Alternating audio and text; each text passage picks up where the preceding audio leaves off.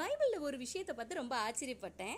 தாவீது சொல்றாரு, துயரப்படுகிறவன் துக்கத்தில் மூழ்கி கர்த்தரிடத்தில் தன் வியாகுலத்தை தெரிவித்து செய்யும் விண்ணப்பம்.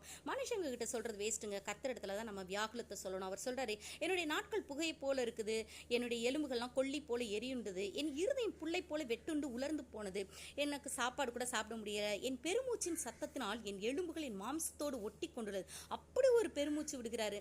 நான் தனியா இருக்கிறேன், எனக்கு தூக்கம் கிடையாது, என்னோட சத்துருக்கள்லாம் என்னை நிந்திக்கிறாங்க, ரொம்ப கஷ்டமாக இருக்குன்னு தன்னுடைய வியாகுலத்தை சொல்லிட்டு சொல்கிறாரு.